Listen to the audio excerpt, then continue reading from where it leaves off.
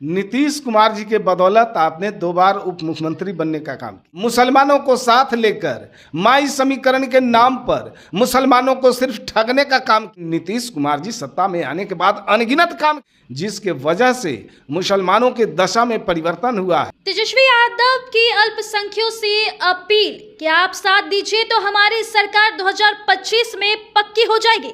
इस मुद्दे पर खास बातचीत करने के लिए हमारे साथ मौजूद है जेडीयू प्रवक्ता हेमराज राम सर। जिस तरह से तेजस्वी यादव बोल रहे हैं कि अल्पसंख्यकों को कि आप हमारे साथ दीजिए तो हम 2025 में सरकार जरूर बना लेंगे, क्या कहेंगे सर?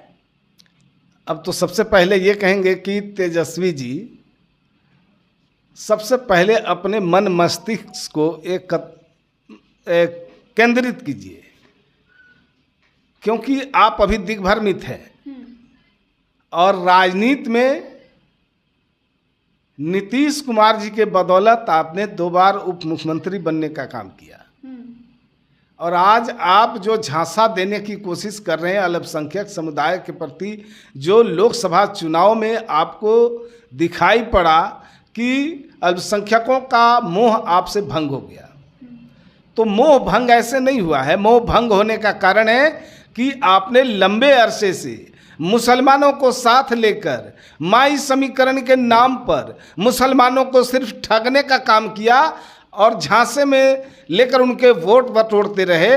और आपके माताजी पिताजी 15 साल बिहार पर राज किए और उन्होंने भी माई समीकरण के बल पे राज किया और मुसलमानों को सबसे ज़्यादा ठगने का काम किया।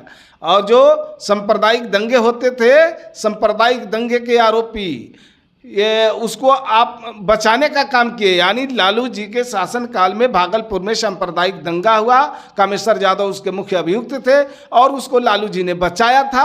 नीतीश कुमार जी के शासन आने के बाद कामेश्वर यादव पर मुकदमे की सुनवाई होती है, मुकदमे की सुनवाई के बाद उनको सज़ा मुकर्रर होती है और अल्पसंख्यकों के हित के लिए जो लोग मारे गए थे वैसे परिवार के लोगों को पेंशन देने का काम किया और जो बेघर हो गए थे वैसे परिवार को घर देकर पुनः बसाने का काम किया नीतीश कुमार जी ने।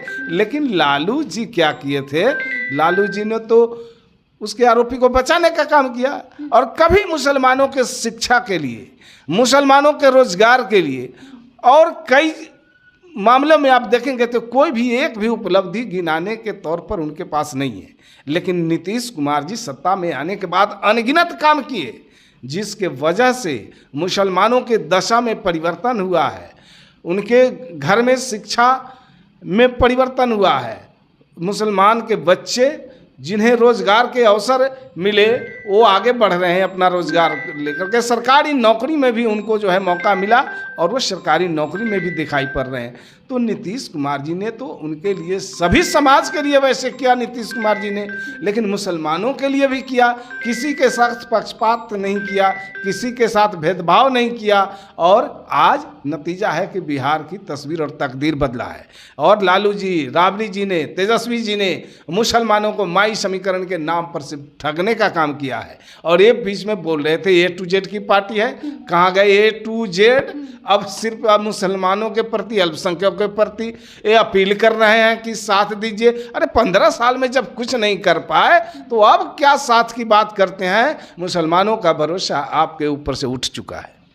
तो चलिए हेमराज राम सर, जेडीयू के प्रवक्ता, क्या कुछ कहे, आपको क्या लगता है? हमें कमेंट बॉक्स में आप सभी दर्शक अपनी प्रतिक्रिया दे सकते हैं और ऐसे देश दुनिया की तमाम खबरों के लिए हमारे चैनल को भी सब्सक्राइब कीजिएगा। बहुत बहुत धन्यवाद।